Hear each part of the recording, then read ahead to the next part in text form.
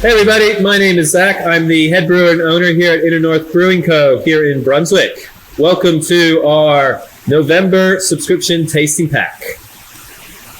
If you haven't already signed up to our subscriptions, you should check them out. Just go to our online shop on the website and you can see there all the different options. We've got bottles, we've got cans, we've got local, we've got postal options for subscriptions. But basically, the one we're talking about today is our Brewers Pick local bottle subscription, where every month Calvin and I, the two brewers here, we select 3 of our favorite beers that we have at the moment.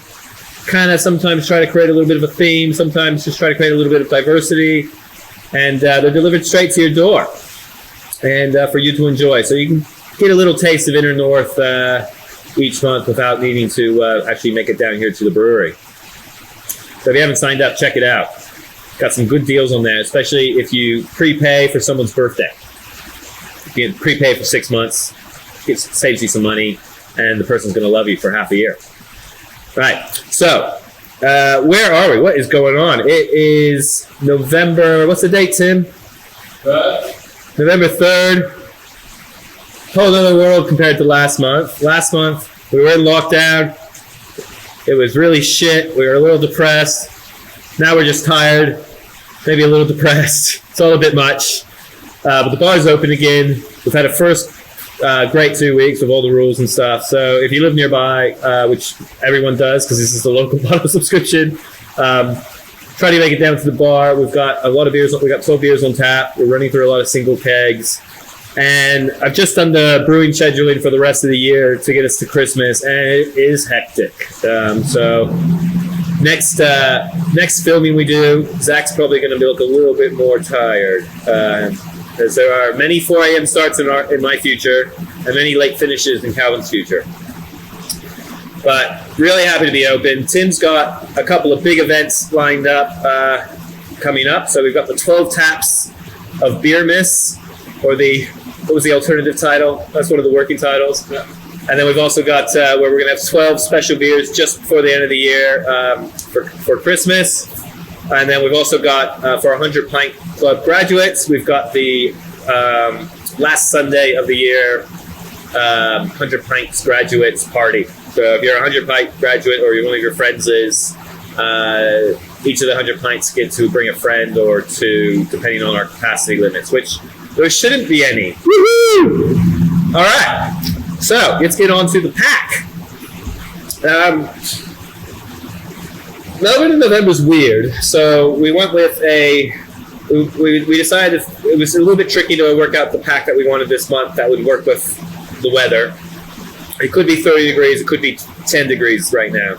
So what we decided was we sort of have a bit of a classic style theme, sort of a bit of a German theme, and one that will, there'll be a bottle for each day depending on how hot it is for you. But we've got the Flipside Pilsner, which is a classic Pilsner that we do with a little bit of Australian flavor.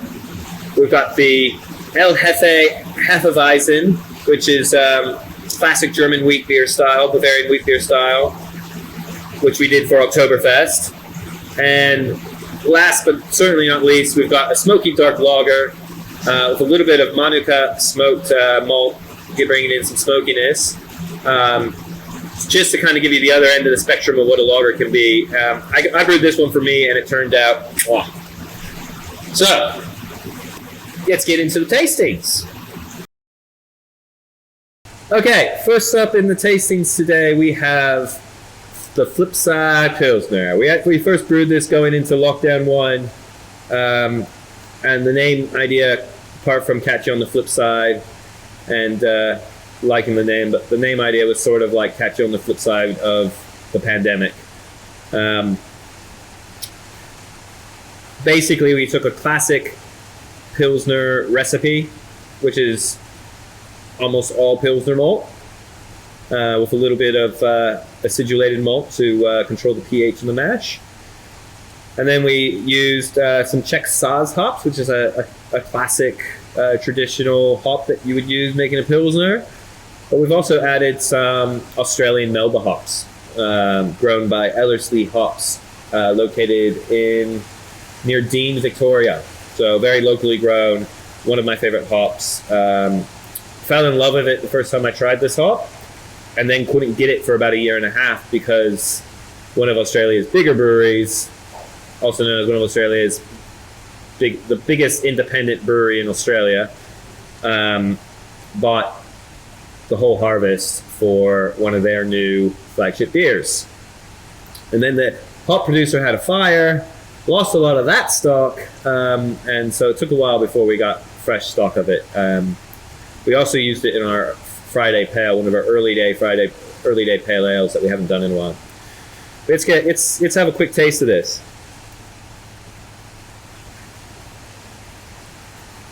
The word to describe this beer is crisp.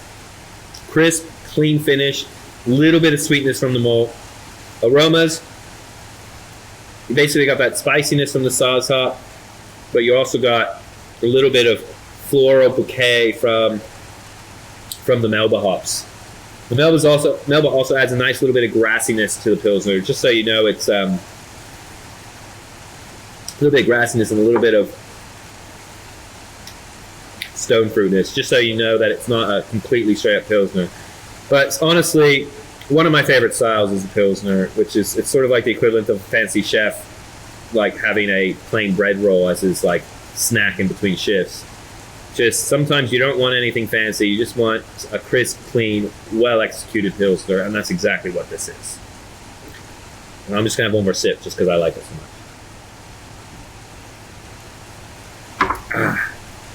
Good. Right, next up, El Jefe. So, El Jefe is Spanish, and it means the boss or the chief, but we're going to go with the boss. It means the boss in Spanish. And it sounds similar to the Jefe in the word Hefeweizen. Hefeweizen basically translates as a yeasty wheat beer in German. So we sort of have a panlingual pun going on. It's just basically the boss of the Hefeweizens. We brew it every year for Oktoberfest, and it's an interesting one because you use a special wheat beer yeast to get the right esters, because this beer is all about the yeast esters. It's all about the key flavors are banana and clove. And so we started using a new yeast a couple years ago, and we didn't, because the yeast was relatively new from a new lab and stuff. There wasn't a whole lot of information to go on about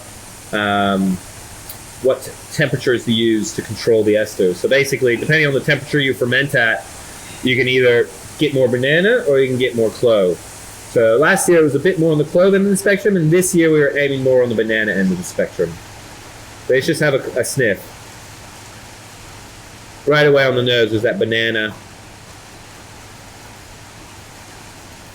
And then when you sip on the front of the palate, you get that clove.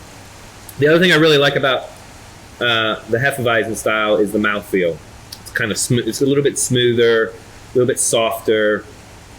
Really delicious style. And our resident Bavarian, well, we got more than one, but one of our 100 Pint Club graduates, actually, no, they're over there.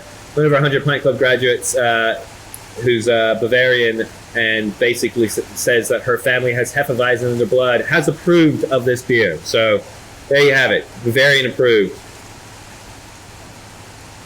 But real easy drinking. This is like the original hazy. Last but not least, we've got Burnout. Burnout was a beer I brewed for me because I like myself a dark lager and I like myself a little bit of smokiness. I have never. We sourced from New Zealand a special smoked barley that's been smoked with Manuka wood, and I had never brewed with it before, so I made a cautious estimate about how much to use so as to make it appealing to a wider range of people. And it turned out to be a little bit smokier than I originally intended. So I didn't think it would be a big seller. I loved it, didn't think it would be a big seller, but it was proved very popular during lockdown. And we still have some from it. and it would be on tap, except we've got so many other taps full at the moment that we're waiting for one of the other beers to run out so we can get it back on. But had a little sniff. It's just instant smoky, savory, woody.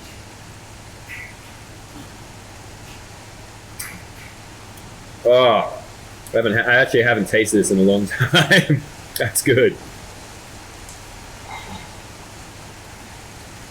Just seriously, I've brewed with peat smoked malt before. I've brewed with like cedar smoked and other smoked malts, but this Monica smoked malt is phenomenal in its complexity.